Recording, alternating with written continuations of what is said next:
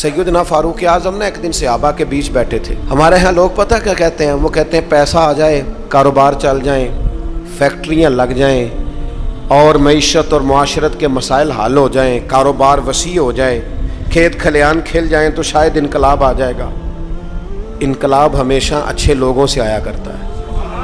فیکٹریوں کے بہتر ہونے سے زیادہ ضروری یہ ہے کہ قوم دیانتدار ہو جائے. کاروبار تو چل ہی جائے گا لیکن اس سے پہلے ضروری یہ ہے کہ لوگ جد و جہد والے ہو جائیں، اخلاق والے، عبادت والے ہو جائیں. حضرت عمر بیٹھے تھے صحابہ کے درمیان، فرمایا بھئی اپنی اپنی خواہش کا اظہار کرو. تو ایک صحابی کہنے لگے میرا دل کرتا ہے میرے پاس بہت زیادہ سونا چاندی ہو، سارا اللہ کے راستے میں خیرات کر دوں. تو حضرت عمر کہنے لگے آپ کی خواہش بڑی شاندار ہے، آپ بھی کوئی خواہش کیجیے. تو دوسرے صحابی عرض کرنے لگے انہوں نے سونا چاندی کہا، میرا دل کرتا ہے ہیرے جواہرات ہوں اور زمین ہیرے جواہرات سے بھر جائے اور میں ایک تنکا بھی بچا کے نہ رکھوں، سارا اللہ کی مخلوق میں تقسیم کر دوں.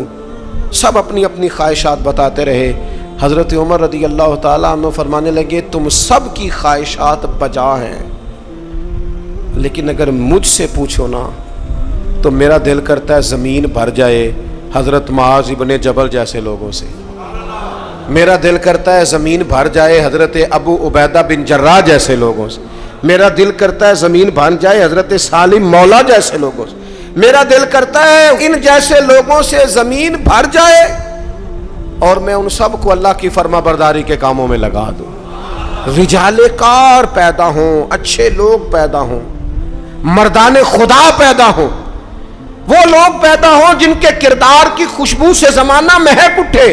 حضرت عمر فرمانے لگے میرا جی چاہتا ہے ان لوگوں سے زمین بھرے اور ان لوگوں کو ہم اللہ کی فرما برداری میں لگائیں.